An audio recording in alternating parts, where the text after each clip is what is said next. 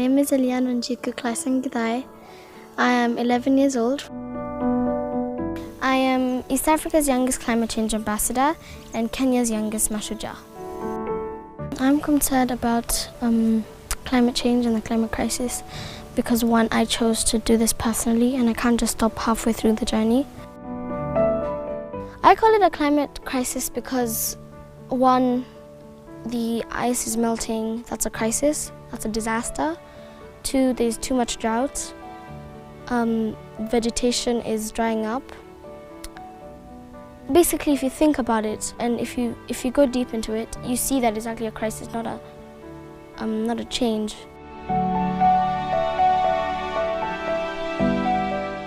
Mimi naitwa Mzee Philemon Olekerina. Zamani ulikuwa unaweza kutegemea mvua. Unaweza sema itanyesha wakati fulani na wakati fulani. Na kama ni kupanda shamba, utapanda kwa maana unahakika itanyesha. Lakini sasa hali ya anga imebadilika, iwe hata huwezi fuata. The climate change story that is really told is that women and girls are suffering because of FGM. This is when drought happens, cattle dies, a girl is cut, is circumcised and is sold off. And then the tribe gets the money and buys new cattle. Wakati nilitairiwa, ilikuwa asubuhi. Kuna mama aliitwa. Sikuambiwa, niliambiwa asubuhi ndio nisitoroke ama nisisikie hofu kidogo.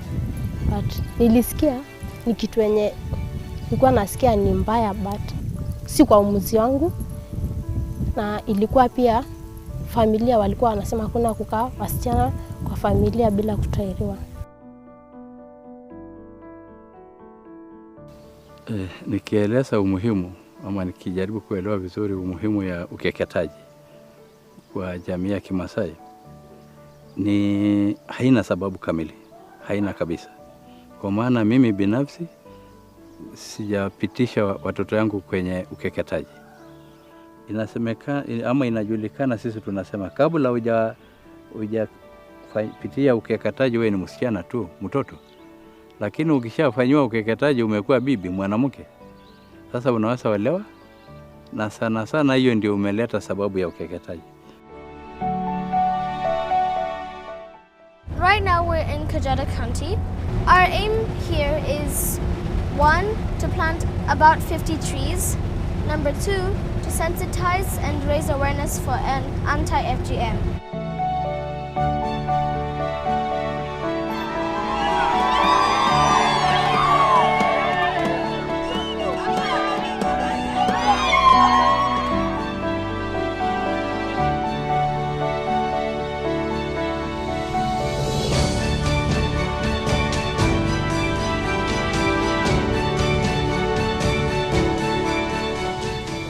I came here because I care about my world. I care about where I live. I care about what I breathe in. I don't want to see factories lined up, going all around, and that's all I see. Like, I'm trapped. I don't want to be breathing carbon dioxide and get breathing problems. I want to be breathing fresh, nice, cool air and be happy. Stand with a girl child against FGM.